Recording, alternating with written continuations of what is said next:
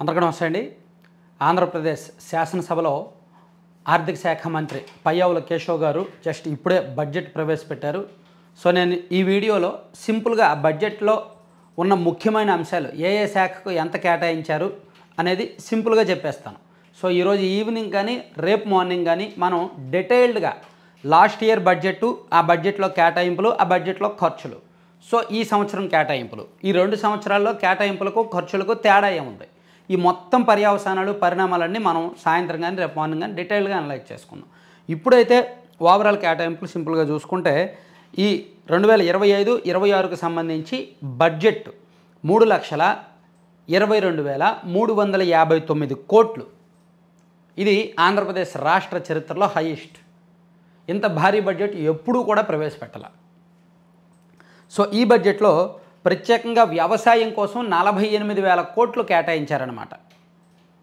So వ్యవసాయ బడ్జెట్ను వ్యవసాయ శాఖ మంత్రి అచ్చెన్నాయుడు గారు మళ్ళీ ప్రవేశపెడతారు. ఈ 48,000 కోట్లలో కూడా మేబీ నాకు తెలిసి అన్నదాత సుఖీభవ దీనిలోనే ఉంటుంది, వ్యవసాయ యాంత్రీకరణకు సంబంధించి అవి దీనిలోనే ఉంటాయి, రైతులకు సంబంధించిన కొన్ని ప్రోత్సాహకాలు, ఈ సబ్సిడీ అవన్నీ కూడా వ్యవసాయ బడ్జెట్లో కలుపుతారు. సో ఈ మొత్తం బడ్జెట్లోన రెవెన్యూ వ్యయం 2,51,162 కోట్లు, మూలధన వ్యయం అంచనా 40,635 కోట్లు, రెవెన్యూ లోటు 33,155 కోట్లు ఉండగా ద్రవ్య లోటు 79,926 కోట్లు అంచనా వేశారు. సో ప్రత్యేకంగా ఈ రాష్ట్రానికి ప్రెస్టీజియస్గా భావిస్తున్న పోలవరం ప్రాజెక్టు కోసం 6,705 కోట్లు సెపరేట్గా కేటాయించారు. అండ్ అన్నదాత సుఖీభవ పథకం ఈ సంవత్సరం నుంచి అమలు చేయబోతున్నారు కదా, ఆ పథకం కోసం 6,300 కోట్లు కేటాయించారు. అండ్ తల్లికి వందనం పథకం కూడా ఈ సంవత్సరం నుంచి అమలు చేయబోతున్నారు కదా, ఆ పథకం కోసం 9,407 కోట్లు కేటాయించారు. సాధారణంగా అమ్మఒడి, వైఎస్ఆర్ కాంగ్రెస్ పార్టీ అధికారంలో ఉన్నప్పుడు అమలు చేసిన అమ్మఒడి పథకానికి 6,200 కోట్లు అరౌండ్ కేటాయిస్తే సరిపోయేది సంవత్సరానికి. కానీ ఇప్పుడు ఇంట్లో ఎంతమంది ఉంటే అంతమంది పిల్లలకి ఇస్తామన్నారు కాబట్టి ఇది బడ్జెట్ పెరిగింది, ఎస్టిమేట్స్ పెరిగాయి కాబట్టి 9,407 కోట్లు తల్లికి వందనం పథకానికి కేటాయించారనమాట. సో ఓవరాల్గా బడ్జెట్ కేటాయింపుల్లో చూసుకుంటే ఎస్సీల సంక్షేమం కోసం 20,281 కోట్లు, బీసీల సంక్షేమం కోసం 47,456 కోట్లు, ఎస్టీల సంక్షేమానికి 8,159 కోట్లు, అల్పసంఖ్యాక వర్గాల సంక్షేమం కోసం 5,434 కోట్లు, మహిళల శిశు సంక్షేమం కోసం, దివ్యాంగులు వృద్ధుల కోసం 4,332 కోట్లు కేటాయించారు.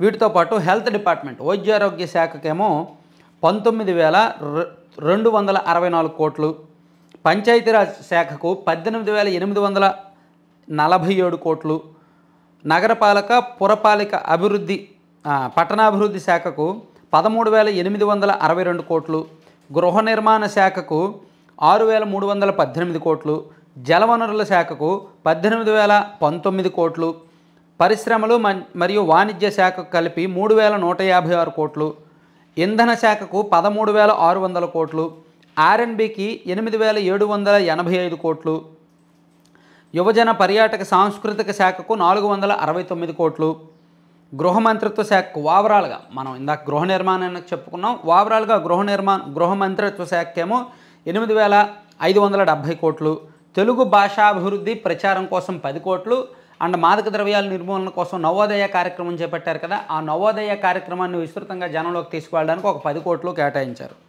దీంతోపాటు వ్యవసాయ అనుబంధ రంగాలకు 13,487 కోట్లు ఇచ్చారు. ఇది వ్యవసాయ బడ్జెట్లోనే చేరుస్తారనమాట. సో పౌర సరఫరాల శాఖకు 3,806 కోట్లు, ఎన్టీఆర్ భరోసా పింఛన్ల కోసం 27,518 కోట్లు, ఆర్టీజీఎస్ కోసం 101 కోట్లు, దీపం 2.0 పథకానికి 2,601 కోట్లు, మత్స్యకార భరోసాకు 450 కోట్లు, స్వచ్ఛాంధ్ర కోసం 820 కోట్లు, డొక్కా సీతమ్మ మధ్యాహ్న భోజన పథకానికి 3,486 కోట్లు, ఆదరణ పథకానికి 1000 కోట్లు కేటాయించారు.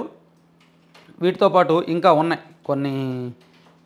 పాఠశాల విద్యాశాఖకేమో 31,800 కోట్లు, ఉన్నత విద్యకేమో 2,506 కోట్లు, నైపుణ్యాభివృద్ధి శిక్షణకేమో 1,228 కోట్లు. ఇలా రాష్ట్రంలో ఈరోజు మంత్రి పయ్యావుల కేశవ్ గారు బడ్జెట్ ప్రసంగంలో ఆయా శాఖలకు కేటాయించిన కేటాయింపులు ఇవి. నిజానికి లాస్ట్ ఇయర్ బడ్జెట్ నవంబర్లో ప్రవేశపెట్టారు. జస్ట్ ఒక 4 నెలల్లోనే మళ్ళీ బడ్జెట్ ప్రవేశపెట్టాల్సి వచ్చింది. సో ఆ బడ్జెట్కి ఈ బడ్జెట్కి 4 నెలలే తేడా.